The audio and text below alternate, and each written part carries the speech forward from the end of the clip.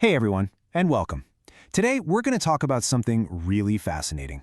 It's a part of history that gives us a completely different way to think about gender. A story that was almost lost, but is now being brought back to light.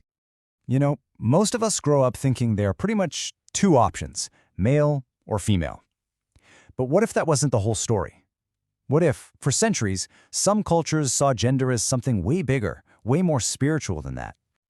And that's where we're going to start. Let's dive into what the term two-spirit actually means, because it really challenges that simple two-box idea of gender. So what exactly is two-spirit? Well, it's a modern English term that was actually created back in 1990. It was made by Native people, for Native people, to describe individuals in their communities who don't really fit into Western labels like gay or transgender. It's kind of like an umbrella term that connects who they are today with a really long and important history. Let's break that down a little. At its heart, two-spirit describes a person who holds both a masculine and a feminine spirit. And this is super important. It's not about who a person is attracted to. It's about their spiritual identity and the special role they have in their community. It's an identity that really only makes sense inside of Native cultures. So what was that role? This is where the story gets really incredible. Because for many, many cultures, being two-spirit meant you held a place of deep honor and respect. Get this. In hundreds of Native nations all across North America, way before Europeans arrived, two-spirit people weren't just, tolerated, they were revered.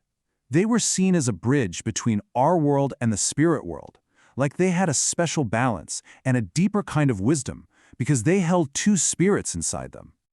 And they were absolutely essential. They were often the community's healers and visionaries. They were matchmakers. They were entrusted with caring for children and, maybe most importantly, with keeping the tribe's sacred traditions and stories alive. They were woven right into the fabric of the community. But then, everything changed. That honored place in society came under a direct and brutal attack. This led to a history that was very deliberately and tragically erased. And the term that historians and Native people use to describe what happened is intense, a cultural genocide. When European colonizers and churches showed up, they brought these really rigid ideas about gender and sexuality. They saw these traditions as a threat, something that had to be completely stamped out. I mean, the shift was just so dramatic. For centuries, you have two-spirit people as a respected, integral part of their cultures. Then, starting in the 1500s, this systematic effort begins to shame, to punish, and to completely wipe out these identities. The violence and forced assimilation left this deep, deep wound that people are still dealing with today.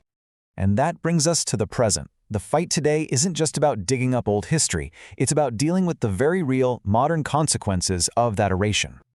Just think about it for a second. When you lose generations of your own knowledge, outside ideas start to fill in the gaps. Some of the very views that were forced on Native people, like strict gender roles and the idea that same-sex relationships are wrong, started to take root in some communities. And this isn't some abstract idea from the distant past.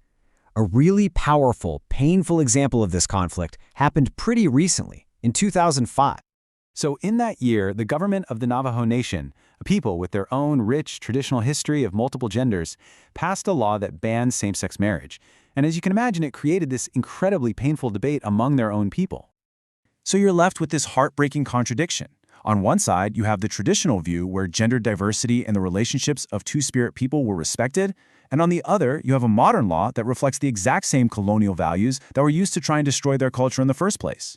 Today, there's a fight led by young Navajo activists to repeal that law. And that kind of leaves us with a final question to chew on. This isn't just a story about the past, right? It's about identity, it's about resilience, and it's about the incredible power of history to shape our world right now. So, knowing that gender diversity was once honored and celebrated in so many places, how does that change the way we look at today's debates and our own definitions of who we are? It's definitely something to think about. Thanks for joining me for this explainer.